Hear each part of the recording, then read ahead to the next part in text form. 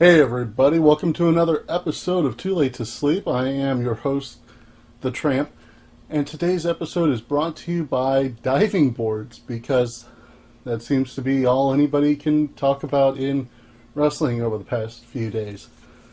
Dive.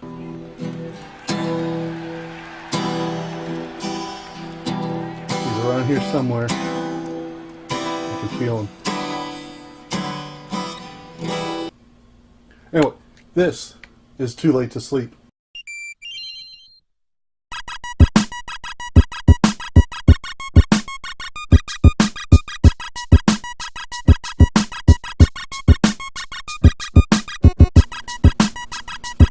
Yes, it seems all anybody can talk about is Randy Orton. Actually, not even going on his own original rant, but referring to Rip Rogers' rant about flippy shit. So basically it's the same thing we had with Vader last year all over again. Just in time for Best of the Super Juniors. It's almost like he planned it this way to get attention to some people who may or may not be his friends. Don't know, but it's getting people talking. The right time. Speaking of Best of the Super Juniors, it kicked off this week. The night one main event was Dragon Lee getting, I believe, the first singles win over Takahashi. Hiromu Takahashi, not Yujiro. And for those of you that don't follow Japanese wrestling, you may not know who either of those guys are, or realize that they are two different guys. But this is the first time that Hiromu Takahashi has lost clean, I believe, since coming back to New Japan Pro Wrestling. So it was a big deal. But for me, the match of the night was the newest member of the Bullet Club, Marty Scurll, taking on Will Ospreay. Fantastic match. Made it into my list of matches to go over at the end of the year when I do my top 10 list. I don't know if it's going to make it into the top 10 list, but it's one I'm going to have to look at because it's definitely a contender. So that show is actually free. Go to New Japan Pro Wrestling World, NJPW look for it. Completely free. You can watch the whole thing. Great show. That match specifically was amazing. The only other thing we've really got to talk about this week is we've got two big events coming up. I will not be able to go live afterwards, just like with the last show. I'm not able to get off work in enough time to come to you live after the shows, but we have TakeOver and we've got Backlash, both coming up this weekend. We got Roderick Strong versus Eric Young. This is one that they just put together after Roddy lost his match for the number one contendership. He got attacked by Sanity. So this is probably going to be him carrying on the Ty Dillinger story. Now that Ty's on the main roster. So Roddy's probably going to lose this, but he's going to lose it dirty. He's going to look like $1 million doing it, but he's going to lose so that there's somewhere for the story to go. We got Tyler Bate versus Pete Dunne. On one hand, they already taped some of the shows for the WWE UK series that are going to be airing after TakeOver. So apparently they didn't change the belt already, but that doesn't mean that they can't go back in and add some backstage stuff. I think that this is going to be a lot like the launch of 205 Live, where they put the belt from the tournament winner onto a new guy, a new heel to chase before 205 Live launched. When they gave the belt to Brian Kendrick, I think they're going to do something similar. I think Dunn is going to take the belt.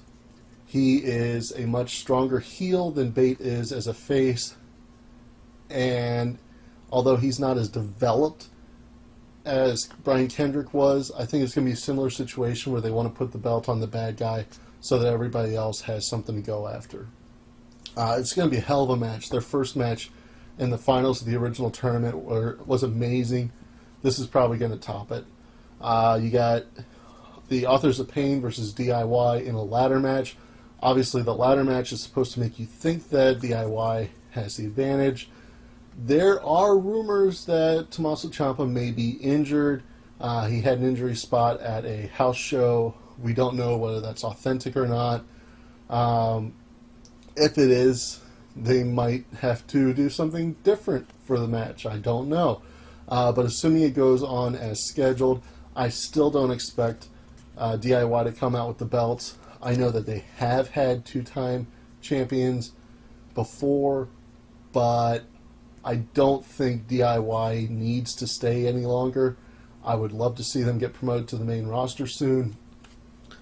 I would also like to see the Authors of Pain promoted soon. So, I don't know. I think whoever wins this match is going to lose the title soon, but I don't think it's going to be DIY. You got Asuka versus Ruby Riott versus Nikki Cross. I was really disappointed. I made reference to it last week that Ember Moon had to be taken out of this match with an injury. I don't think Ruby Riott is ready to take the belt off of her. I would love to see Nikki Cross get it. If she does, she pins Ruby so that Asuka doesn't lose the belt clean. But I just don't think that's the way they're going to go. I don't think that they're ready to take the belt off Asuka yet. I don't think she loses it until we get a little bit closer to the women's tournament. Now that she's already made it the year, she's already beaten Goldberg's streak, there's really nothing else for her to chase after. But I don't think the timing is right to take the belt off of her right now. And then the main event, you've got Bobby Roode versus Hideo Itami.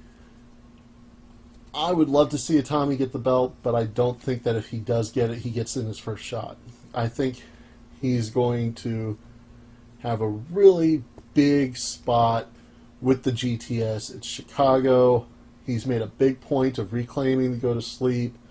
A lot of people may not realize that he used it in Japan before CM Punk started using it.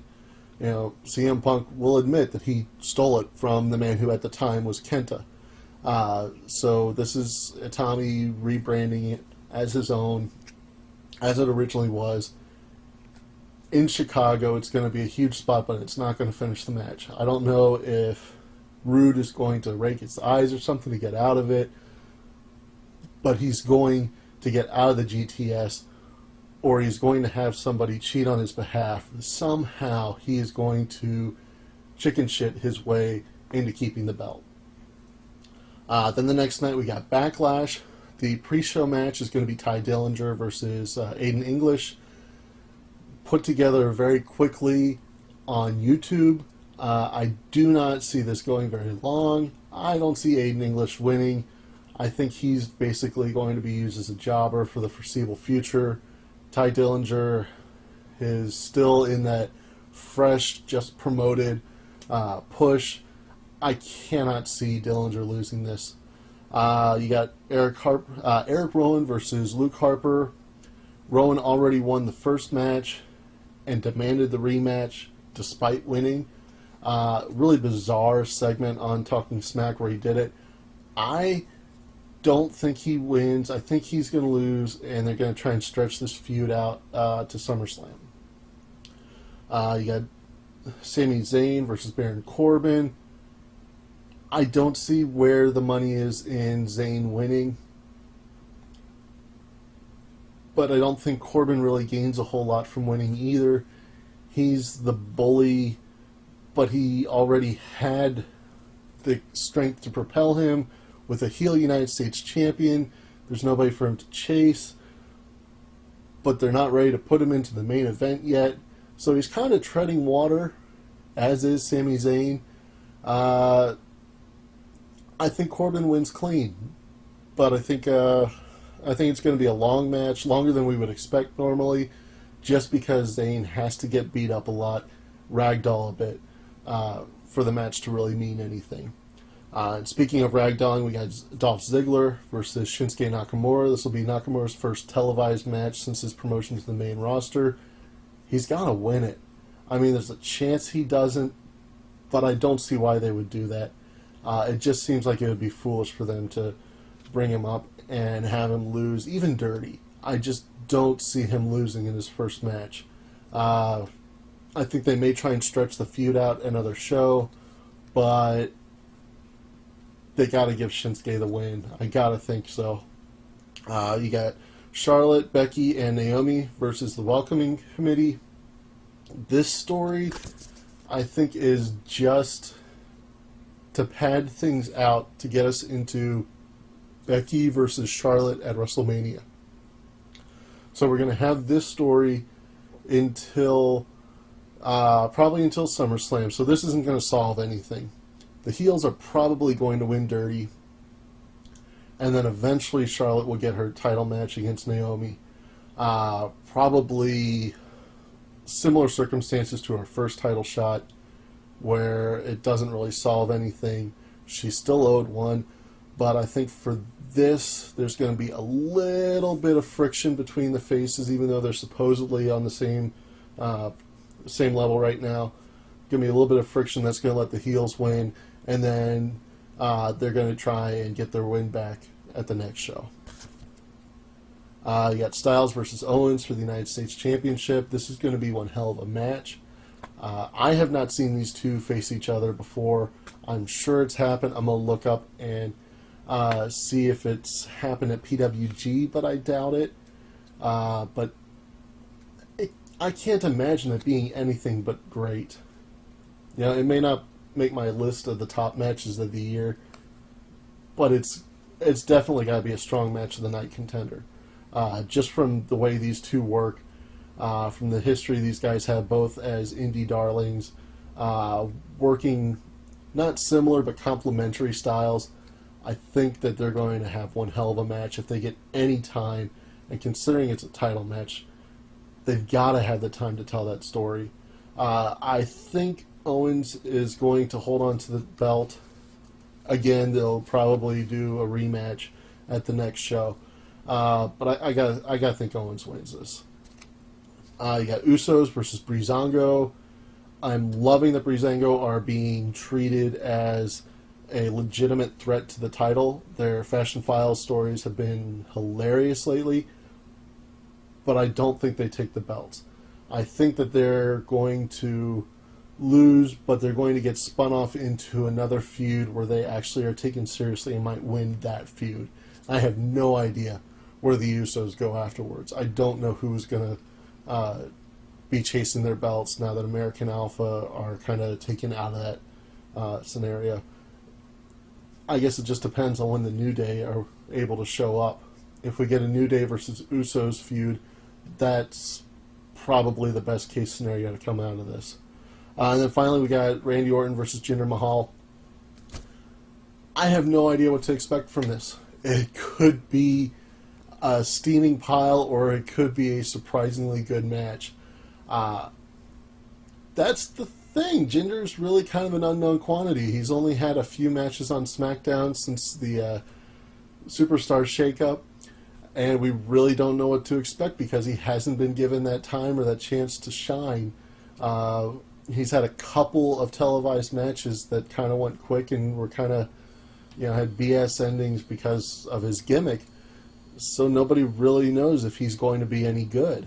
So this is a complete mystery. I don't think he wins, but I think he's going to come out at the end of the show with the belt that he did not win. I think he's going to steal it, and I think he's going to show up on Tuesday pretending he's the champion like he did the first time he stole the belt.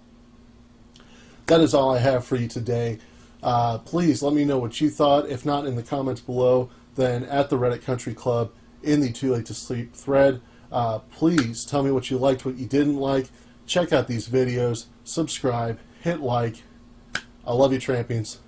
Cheers.